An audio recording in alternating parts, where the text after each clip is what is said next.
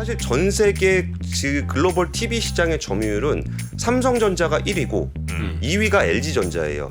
그러면 여기서 1위인 삼성전자가 그 TV에 OLED를 사용하고 있지 않아요. 1위 업체가 OLED를 사용하지 않다 보니까 야 고급 대형 TV는 OLED지 라는 이미지를 만들기가 되게 어려운 식이 거예요. 성립되지 않네. QLED라든지 뭐 이런 게 더 좋다. 그걸 가지고 지금까지 마케팅을 해왔는데 이제 와서 우리 고급은 OLED라고 얘기하기가 되게 어려운 상황이고 그치. 심지어 이게 삼성에서 못 만들어서 LG 거 써요. 이것도 너무 싫은 거예요. 야 지금 우리가 중국한테 이거 따라잡히게 생겼는데 한국 업체들끼리라도 이 마케팅 포인트, 개발 포인트를 좀 모아야 되는 거 아니냐. 야 이럴 바에는 그냥 삼성 디스플레이, LG 디스플레이 합병해버려라. 물론 그거를 국가가 주도해서 합병을 시킬 수도 없을 뿐더러 K 디스플레이 이렇게. 네, 그렇게 되면은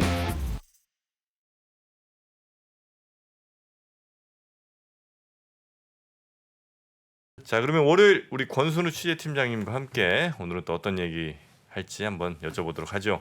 권순우 팀장님 어서 오십시오. 어서 오세요. 예, 안녕하세요. 삼프로 TV의 권순우 팀장입니다. 둘 다 이렇게 어색해. 이렇게 더듬어요. 네. 자, 우리 3프로 TV의 정말 보배 같은 우리 권 팀장님이 오늘 가져오신 주제, 취재하신 주제는 뭡니까? 예, 그 취재 내용 앞서서 하나 홍보. 홍보, 예, 지난 주말에 제가 새로운 프로그램 하나 만들어서 업로드를 했어요. 압권. 압도적 경제 콘텐츠 3프로 TV의 취재팀장 권순우, 네. 줄여서 압권. 네. 그걸 업로드를 했는데 네. 우리가 라이브에서 다루기에 조금 애매한 주제들 시의성이 바로바로 있지는 않지만 굉장히 흥미로운 얘기들을 콘텐츠로 한 2주에 한 번 정도 업로드를 하려고 해요. 네. 많은 관심과 사랑 부탁드리겠습니다. 네. 네, 압권 반응이 좋습니다. 실제로 그 댓글 같은 거 좀 읽어보니까 네. 반응이 매우 좋습니다. 그럼요. 네, 깊이 있는 그런 내용들에 대한 어떤 그 니즈가 분명히 좀 있으셨던 것 같아요. 네. 자, 그럼 오늘은 OLED 디스플레이 쪽 얘기를 해주시는 거예요? 네, 김프로님이 안 좋아하는 업종. 왜 디스플레이 또 안 좋아하세요? 투자를 잘 안 한다는 얘지. 디스플레이 쪽은 애기잖아. LG 디스플레이 투자 잘 안 한다. 그러니까 디스플레이 업종이 김프로님이 그때 말씀하셨던 것처럼 굉장히 앞으로도 선행적으로 투자를 많이 해야 되기 때문에 실제로 버는 돈에 비해서 매출에 비해서 이익이 굉장히 작아요. 그래가지고 사실 그 주주 관점에서 보기에 정말 힘든 그런 업종인데 오늘 이야기는 디스플레이 업계의 기대와 좌절에 대한 이야기예요. 그러니까 돈 벌만하면 자꾸 투자해야 되고 뭐 이래서 그러니까. 이제 돈을 별로 못 번다는 거죠. 예, 네. 그 디스플레이가 우리나라라는 국가 차원에서 전략 기술일까요? 디스플레이? 예, 네. 네. 맞다. 네. 전략 기술이냐? 전 아니오로 가겠습니다. 아, 이게 반반이신데 그럼 반도체는요? 반도체는 전략이죠. 그쵸. 네. 두말할 나위가 없죠. 네. 최근에 요즘에 디스플레이 업계 얘기 잘 못 들으셨죠? 네. 이게 디스플레이 업계는 진짜 거의 올해 내내 애잔하게 외치고 있습니다. 우리를 좀 잘 봐달라. 우리 되게 중요한 산업이다. 라는 거를 많이 얘기하고 있는데 예전에는 반디라고 불렀어요. 반도체 디스플레이. 그래서 우리나라의 대표 업종이다. 라고 네, 많이 네. 강조를 했었고 그에 비해서 반도체 얘기는 요즘에 정말 많이 하는데 디스플레이 얘기는 거의 우리의 주력 산업으로 별로 인정도 잘 못 받는 그런 분위기예요.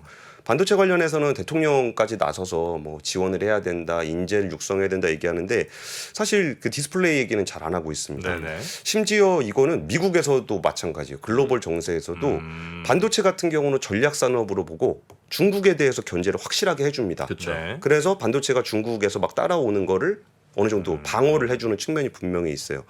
근데 거기에 뭐 심지어 태양광 같은 경우도 중국에 대해서 미국이 견제를 해주거든요. 네. 근데 유독 디스플레이는 그런 걸 안 해줍니다.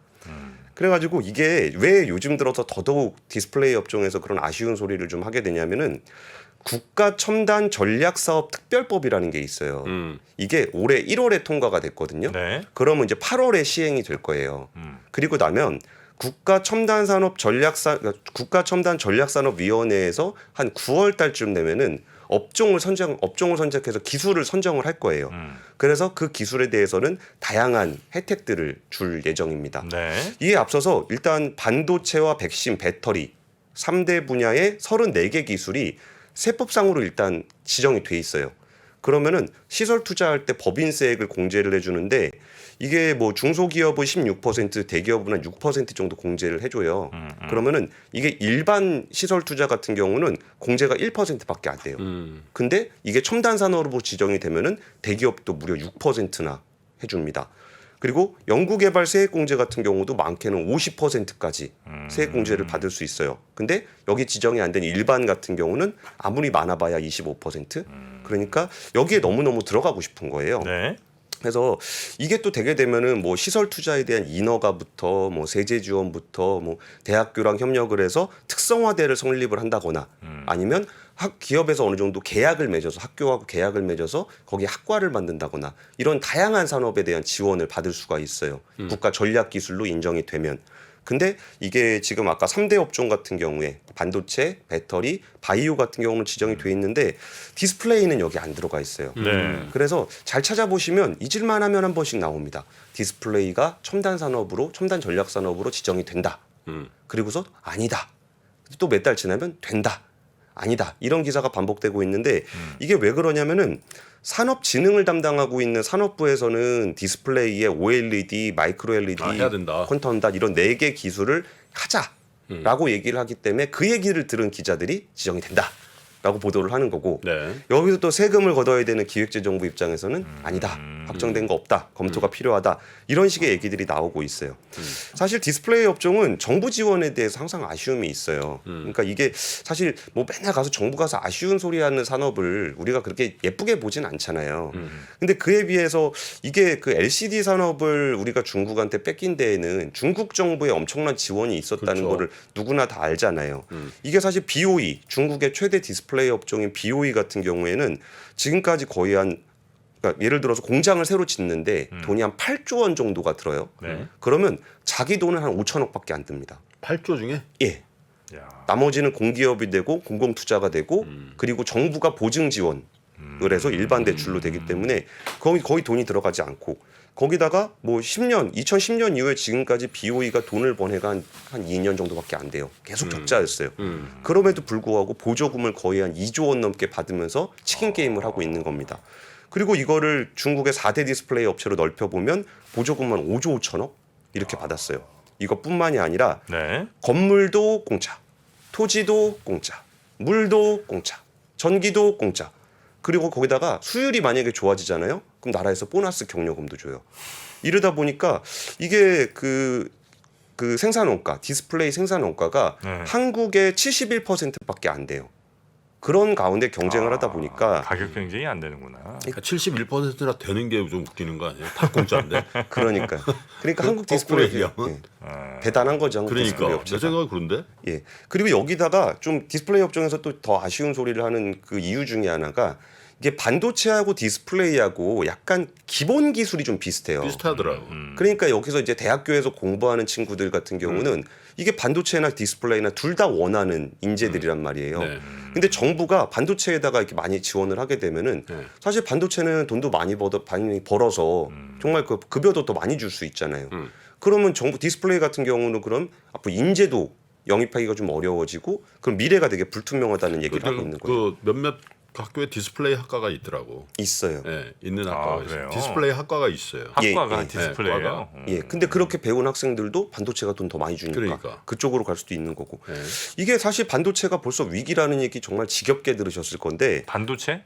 디스플레이. 디스플레이. 네. 네. 근데 이게 2004년에 처음으로 일본을 제치고 글로벌 1위를 차지한 이후에 17년 동안 1위였어요. 우리나라가. 예. 네. 이게 역전된 게 작년입니다. 아 그래요? 예. 그 전까지 계속 1등했어요. 아, 옛날에 역전된 거 아니었어요? 예, 작년에 처음으로 중국이 41%, 한국이 네. 33.2%로 역전이 됐고 되게 아쉬운 게 뭐 2008년부터 2013년까지 6년 동안은 반도체보다 디스플레이가 우리나라 수출이 더 많았었어요. 오. 그러니까 그 위상에 비해서 좀 그래요? 지원을 못 받는다라는 불만이 좀 있고 여기에 더해서 전략 기술 선정에 있어서도 좀 불만이 좀 있는데 아니 전략 기술이라는 거를 우리나라의 전략 기술이어야 한다라는 생각을 하잖아요. 근데 반도체 업계에서 좀 볼멘 소리를 하는 게 아니 이게 우리나라를 기준으로 생각해야지 왜 미국만 기준으로 생각을 하냐. 왜냐하면 반도체, 배터리, 바이오는 미국이 지정한 전략 상품이에요. 이게 4대 품목인데 반도체, 배터리, 바이오, 히토류. 그중에 우리나라는 히토류는 없잖아요. 그러니까 미국에서 중요한 전략 산업이라고 그러고 우리도 그걸 똑같이 하고 정작 우리가 가지고 있는 미국은 디스플레이 산업이 거의 없으니까 그럼 우리 나름의 전략 산업으로 할 수도 있을 텐데 그거 우리는 너무 안 해주는 거 아니냐 이런 불만들이 좀 있어요. 그럼 요새 시황을 좀 말씀드리면 그러다 보니까 삼성 디스플레이가 한 열흘쯤 됐나? LCD 사업 문 닫았습니다. 그렇죠. 이제 문을 닫았는데 공식적으로 접었죠. 공식적으로 접었어요. 이게 원래 삼성 디스플레이가 2020년 말쯤에 LCD 사업을 접으려 그랬어요. 근데 뭐 가격이 좋아서 조금 연장한 거라며요. 맞아요. 이거를 연장해서 사실 올해 말까지 하려 그랬는데 이게 코로나19 때문에 TV 수요가 늘어갖고 LCD 가격이 쫙 올라가니까 아 그러면 우리 좀 더 하자. 그래서 올해 말까지 하기로 했는데 거의 뭐 6월 말 그때 거의 최악이었습니다. 이게 어느 정도였냐면은 그러니까 이게 우리가 LCD 가격이 작년에 많이 오를 때 우리 나름의 희망회로가 있었어요. 네. LCD 가격이 쭉 내려갔다가 다시 이렇게 살짝 그렇게 올라오기 시작하면서 이게 야 드디어 중국이 한국을 제쳤다고 생각을 하는구나. 더 이상 치킨 게임 안 하고 정상적으로 가격을 매기려고 하나 보다.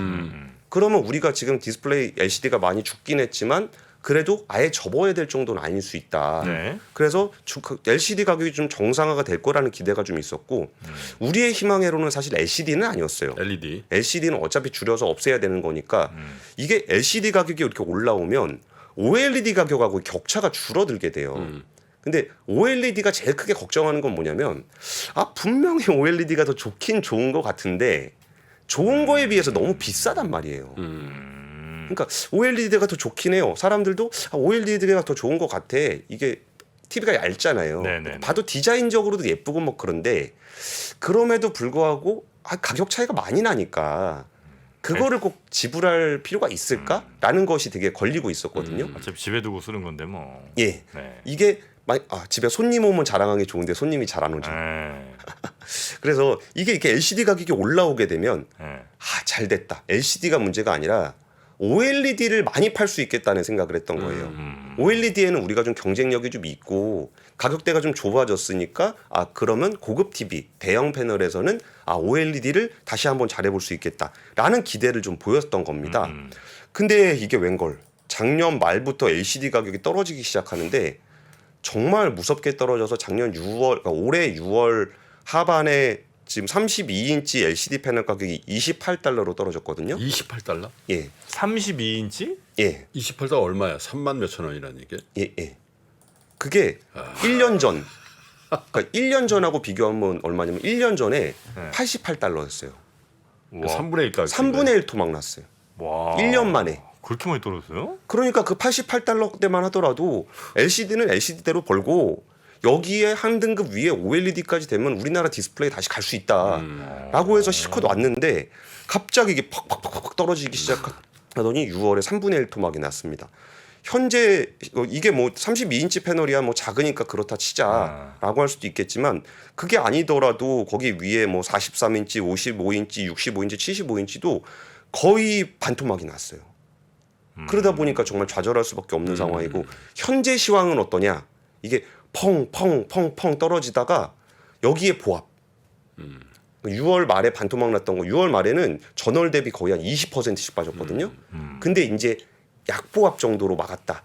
그래서 이제 좀 바닥 아닐까라는 기대가 있는 게 현재 디스플레이 업계의 시황이에요.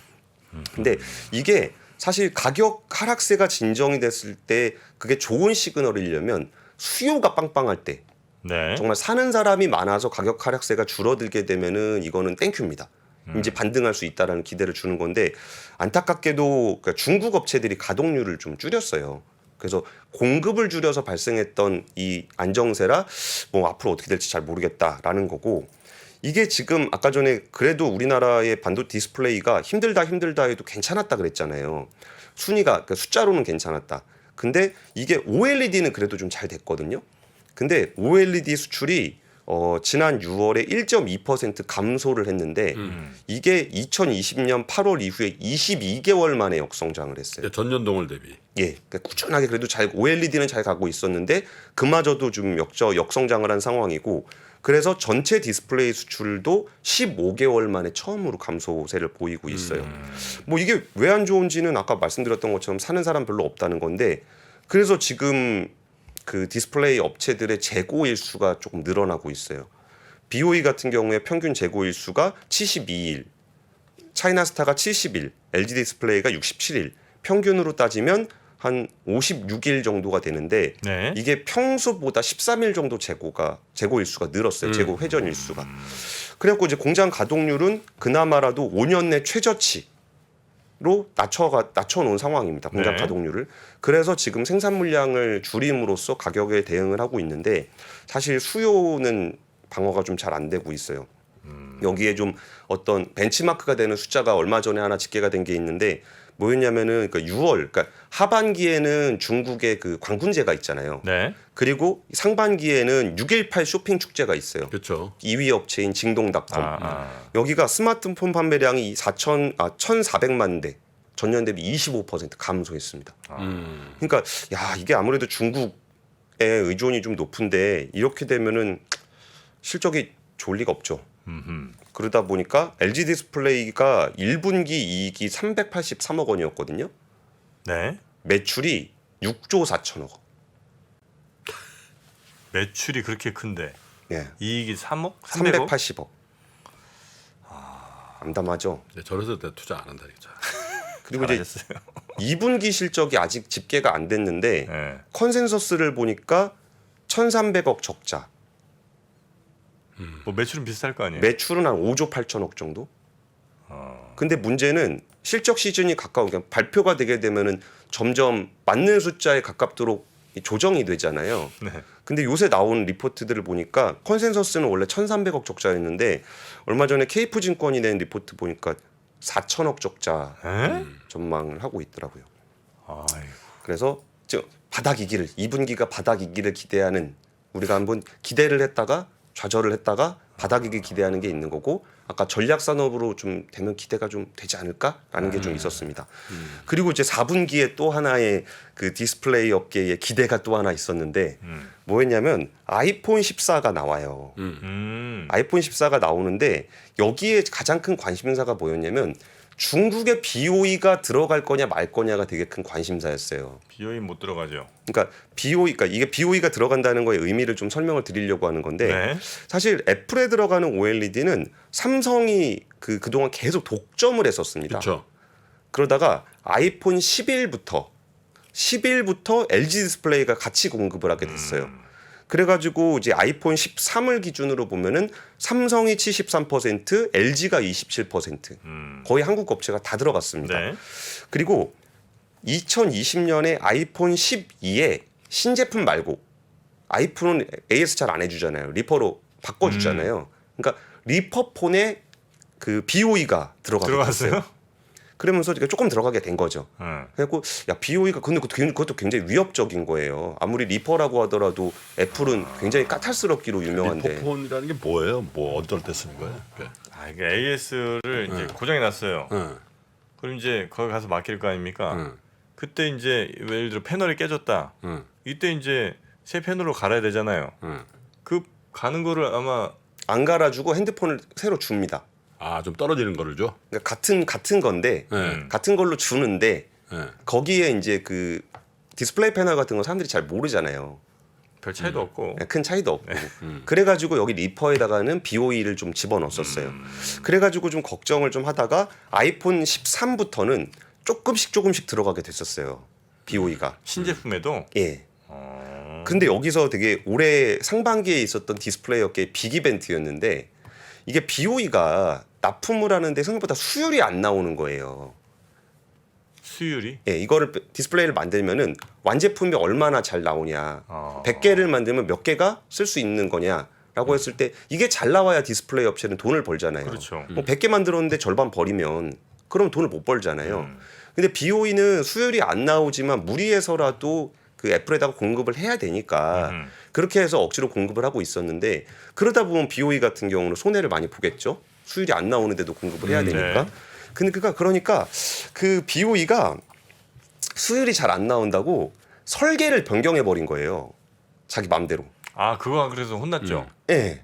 그러니까 애플이랑 합의했던 그런 설계가 있는데 이게 안 나온다고 자기 맘대로 바꿨다가 걸렸습니다. 그래가지고 갑자기 그럼 야 그때 뭐 이렇게 조금씩 납품이 되다 5월에 빵 실적이 빵이 됐고 그리고서 아이폰 14에 들어가는 것도 굉장히 불투명해졌어요. 야 그러면 아이폰 14에 BOE가 안 들어오게 되면 그 자리는 어쨌든 우리 한국 업체들이 할 수밖에 없는 거고. 그렇죠, 그렇죠. 야 역시 중국은 믿을 게 못 돼. 그러니까 이제 우리의 어떤 그 경쟁력은 좀 더 지속이 될 거야라는 것에 대한 기대가 좀 있었어요. 그때 이후에 BOE가 계속 못 들어가고 있었거든요. 네네. 근데 희망회로는 희망회로일 뿐. 다시 들어와요? 최근에 이건 아직까지 공식적으로 나온 보도는 아닌데 네. 최근에 중국 언론을 보니까 아이폰 14가 공급 패널 품질 인증에 통과했다. 한 2, 3일 전 얘기예요. 그러니까 사실 상반기까지만 하더라도 야, 하반기에 BOE 못 들어가면은 한국의 경쟁력을 다시 입증하는 게 될 거야라고 생각했는데 최근 나온 보도를 보니까 7월부터는 양산에 들어갈 거다. 이게 규모 자체는 그렇게까지 많지는 않아요. 이게 뭐 예를 들어서 삼성이랑 LG가 뭐 합쳐서 한 9천만 장, 뭐 삼성이 한 6천, LG가 뭐 2천 한 7, 800 이렇게 하면은 BOE는 뭐 400, 한 500 이 정도 하지 않겠나라고 했는데 어쨌든 이게 규모 자체는 크지 않지만 신제품 시장에 BOE가 들어가는 것 자체만으로도 그렇죠. 우리한테는 디스플레이 시장에서도 조금 그 스마트폰 OLED 시장에서도 중국 업체의 추격이 좀 이어지는구나라는 판단을 좀 하게 되는 것 같아요. BOE도 그러니까 OLED 쪽에 꽤 지금 역량을 집중하고 있다는 거죠. 역량은 계속 집중하고 있었는데 네. 우리만큼 안 될 거라고 생각했어요. 그리고 애플에 들어가는 게 일종의 어떤 기준이 되는 건데 찔끔찔끔 납품하다가 아니 OLED는 한 10년 차이 난다 그러지 않았어요? 예 그거는 이제 대형 쪽에서는 아 대형. 대형은 아직까지 뭐 BOE에서 이번에는 뭐 발표를 하긴 했어요. 대형 사이즈의 OLED도 발표를 하긴 했는데 그래봐야 수율이 안 나오면 가격을 못 맞추거든요.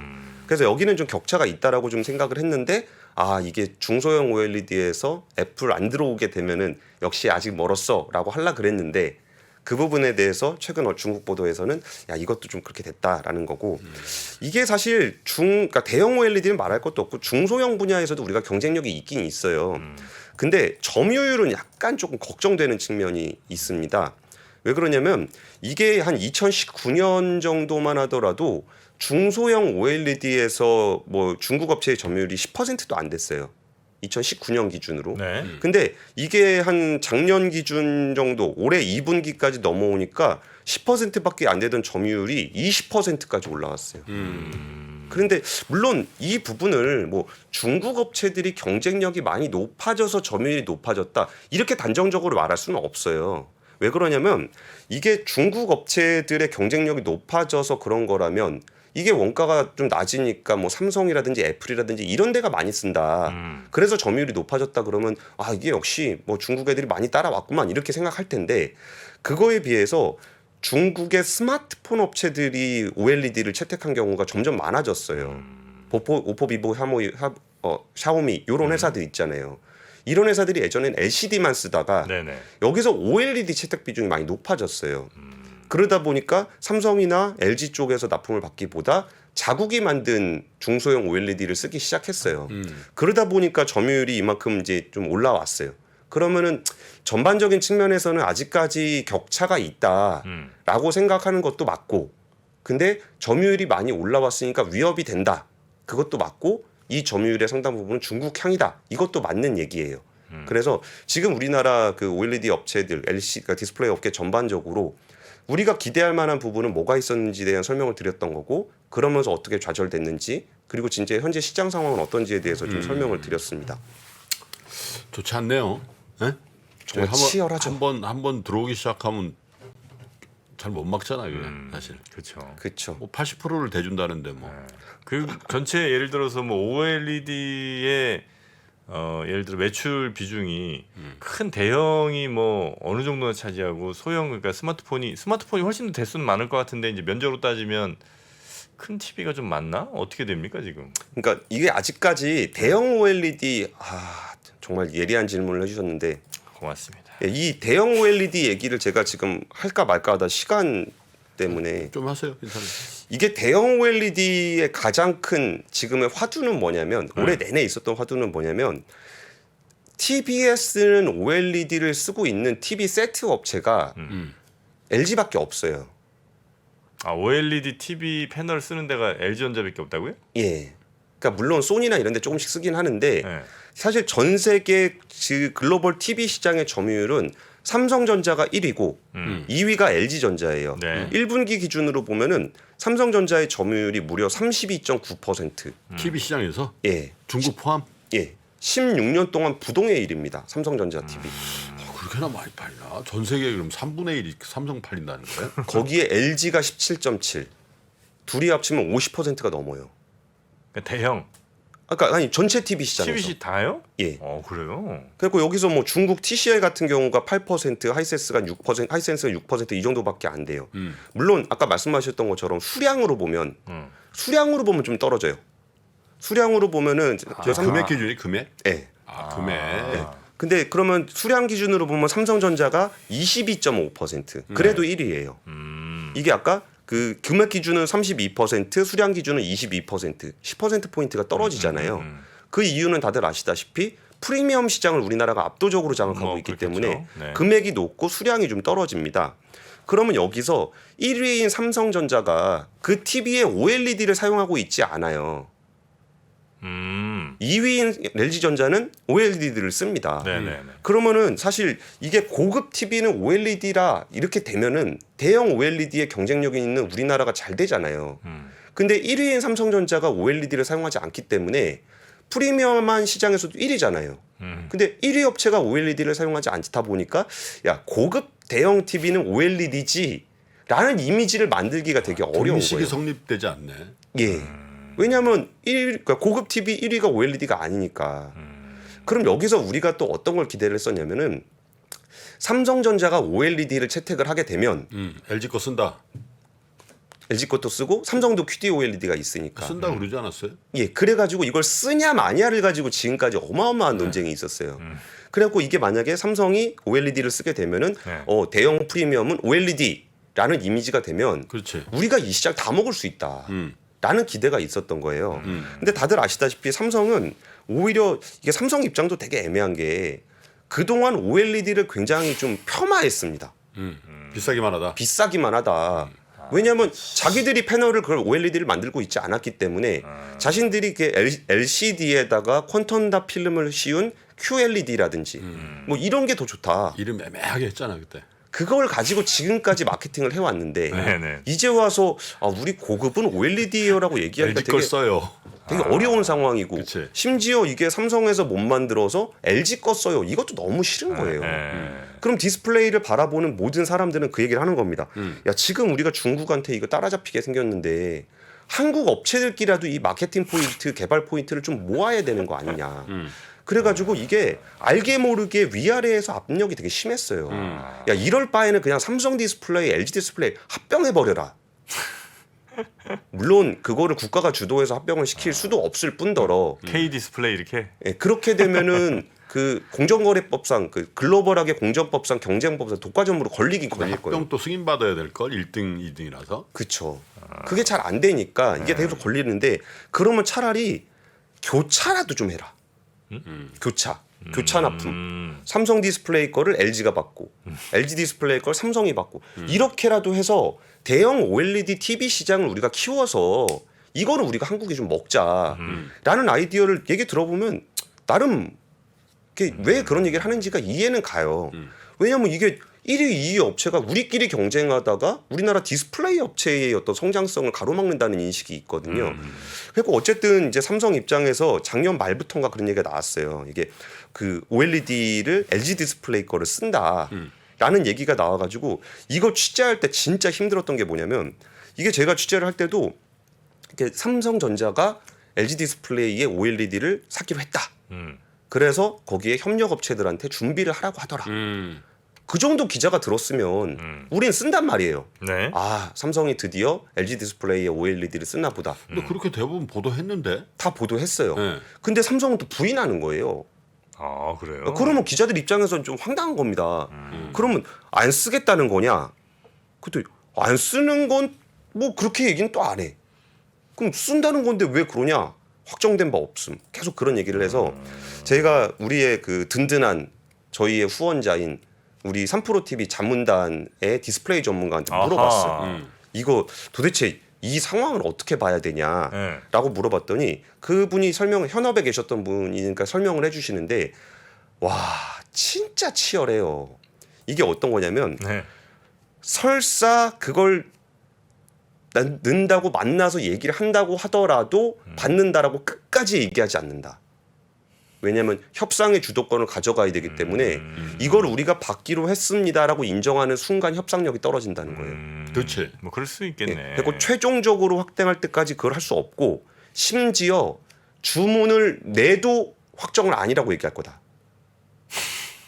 그 시점까지도 예. 최악의 경우 주문해서 들어온 물건도 다시 돌려보낼 수도 있다. 제품 만들어서 팔 때까지는 계속 부인하겠네요, 그러면. 그렇죠. 그러니까 TV에 집어넣어서 판매가 될 때까지 그거를 부인할 가능성이 있다. 왜냐하면 실제로 그렇게 치열하게 하고 있다는 거예요. 네. 이 재고 부담, 그러니까 나중에 TV 안 팔리면 재고 부담을 어떻게 가져갈 거냐를 두고도 치열하게 경쟁을 하고 있기 때문에 여기서 뭐 이런 얘기들이 나온다는 게 있고 또 하나는 그 삼성전자의 고민들이 너무 많아요. 그러니까 지금까지 LCD를 기준으로 대형 TV를 만들어 왔기 때문에 네. OLED가 더 비싸잖아요, 패널 가격이. 그럼 이거를 낮추고 싶은 거예요, 그 레벨로. 그러니까 실제로 LG OLED TV하고 그 QLED TV하고 가격 차이 많이 나요. 좀 나죠. 그렇게 많이 나진 않아요. 근데 그게 문제라는 거지. 네. 그럼 많이 남겼을 거 아니에요. 많이 남기죠. 근데 어쨌든 삼성 시장에서는 그렇다고 우리가 OLED라고 가격을 확 올릴 수는 없는 거 아니냐, 원래 TV보다. 그러면서 마진을 훼손할 수도 없는 거 아니냐. 그럼 요구할 수 있는 거는 LG 디스플레이한테 단가를 낮춰라 라고 계속 압박을 할 수밖에 없고. 근데 직접 소비자 입장에서 보면 만약에 60인치 OLED하고 QLED하고 하면 차이 차이가 많이 나요. 나냐고요? 사실 나는 지금 12년째 지금 LCD 보고 있는데도 만족하는데. LCD, PD 아니 그건 이제 방에 있는 거고 아, 그렇습니까? 마루에 있는 건 네. LCD인데 예. 사실 차이가 없죠. 그리고 만족해. 그죠 매장에 가서 차이 나는 거는 그 아저씨들이 그 USB로 그래. 꽂는 거 그래, 화면이 뭐 아프리카냐 뭐 뭐 사과 막 이런 거 그런 거냐. 터지는 거지. 아프리카 초원이 나오느냐 예. 뉴욕시가 나오느냐 그거에 따라서 항상 그 감이 안 카멜레온 그 녀석은 맨날 나오면 어떻게 된 게? 근데 실제로 OLED TV를 구매해서 사용하시는 분들의 얘기를 좀 들어보고 저희가 가서 보더라도 네. 만약에 LCD하고 OLED가 같은 가격이라 그러면 OLED를 살걸요? 아 그런가요? 예, 디자인도 훨씬 예쁘고 아, 이 얇긴 검은색을 잘 표현한다는 게 막상 보면은 화질이 좀 선명하게 보이는 게 있어요. 근데 훨씬 더 돈을 많이 주고 살 거냐라고 한다면 거기서 애매한 측면이 있다라는 거예요. 그래서 아까 LCD 가격이 올라가는 게 OLED 측면에서 좀 호재였다라고 말씀을 드렸었잖아요. 네네. 그리고 여기서 삼성전자의 또 다른 고민은 그러면은 지금 자기네들의 최고급 모델에서 LG 디스플레이한테 의존을 할 거냐도 되게 애매한 판단이거든요. OLED를 받아갖고 삼성의 최고 레벨 하이 프리미엄을 그걸로 한다. 그럼 LG 디스플레이에 의존을 해야 되잖아요. 그럼 여기서 또 다른 변수가 뭐가 있었냐면은 이재용 부회장이 2019년에 발표를 했던 건데 한 13조 정도 투자를 해서 삼성 디스플레이에서 QD OLED를 만들겠다 그랬어요. 네네. 그러니까 삼성도 OLED를 만들겠다고 한 거예요.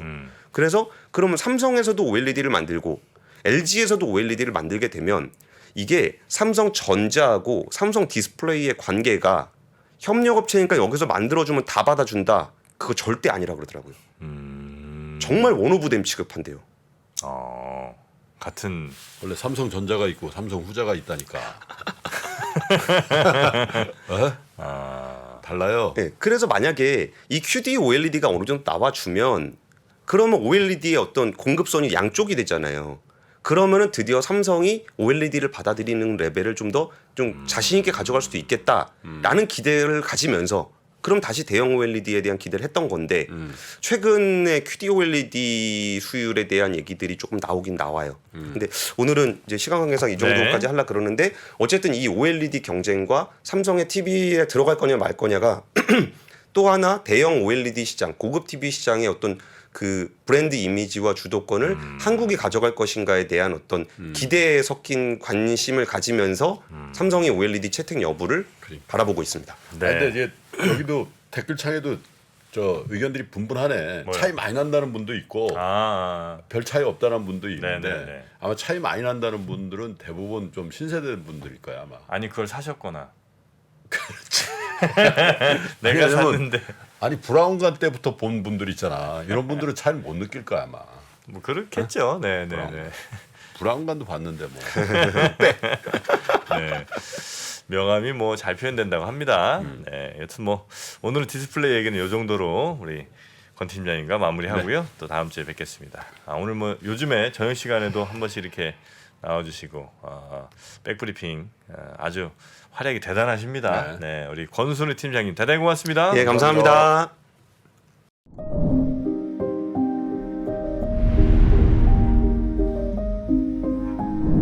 게임에서 살인이 가능한데 성폭행은 안 되는 이유는 무엇입니까? AI에 의해 활동하는 가상인간은 법인격을 가질 수 있을까? 내 아바타에 AI를 입힌다면 나 대신 무엇을 시키고 싶으신가요?